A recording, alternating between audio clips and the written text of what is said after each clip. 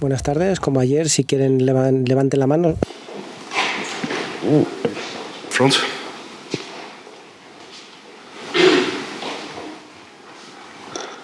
Jurgen, in the end, was it just too much, the 3-0, and it never seemed to go right for you on the night? Yeah, it's true. We come here with the backpack we had with the 3 goals difference. You need a special performance, and we didn't show a special performance tonight. So it was, in moments, a good performance, but Real Madrid was for the whole game the team in control of the game. Had the better chances. Ali had to make 2 sensational saves to keep us in the game, and that's the reason.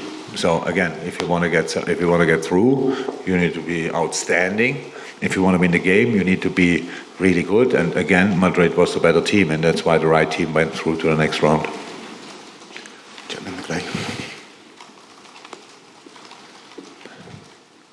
Raise your hand.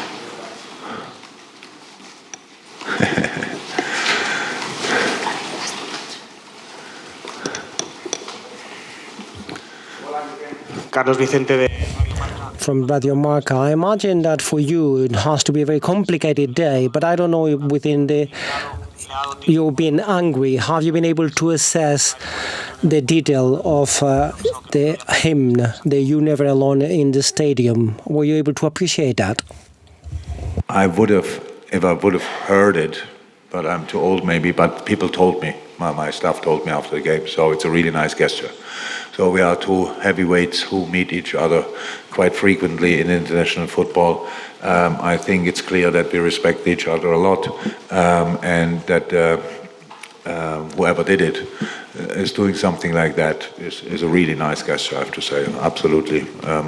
I was not angry after the game. I'm disappointed, and I would be angry if we would have played better and it was close, and then they win because of a penalty, which is not a penalty or stuff like this. But in the end, that all didn't happen.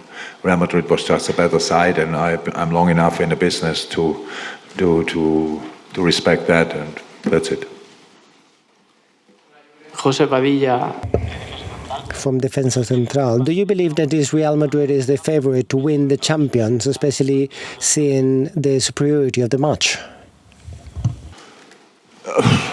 With the experience they have, with the confidence they have, of course they are one of the favorites, but I think who wants to win the competition needs to beat Madrid, or needs to beat Man City, needs to beat Napoli, who we face, and they are a really good football team. Bayern Munich, and I don't know who I forgot, to be honest. So there are now only really strong football teams involved. So, but Madrid, with their history, is for sure a team who can win it. Dave.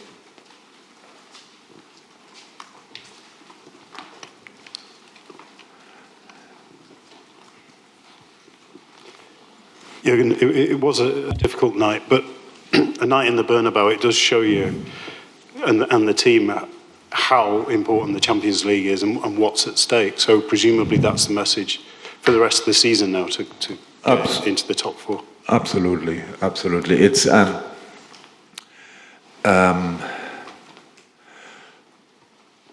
so with the history we have in this competition, I think we start usually in the competition with the idea of winning it, to be honest. So we reached few times the final, didn't win the final, that's true, that often, but were there anyway 3 times in the last few years. And that's why I really believe, and if you want to win the competition, you have to be outstanding. And we weren't tonight. So that's why it's then fair that we go out. But of course, it's the competition, and we want to be part of it every year, and that's now a massive task for us. We all know that. When we come back from the international break, we have a proper football week ahead of us, I would say, with 3 games: City, Chelsea, Arsenal, which will then probably define where we get out of it. People might say we lost it in Bournemouth, but I think this week is a pretty decisive one. So we have to hope now that the boys come back healthy early enough, in the right shape, and then we will try it. Hola, mister. Buenas noches. Good evening from Marca. I would like to ask if you believe that Real Madrid, rather to the technical level and the tactical level, is the one that handles best the emotional part of this competition.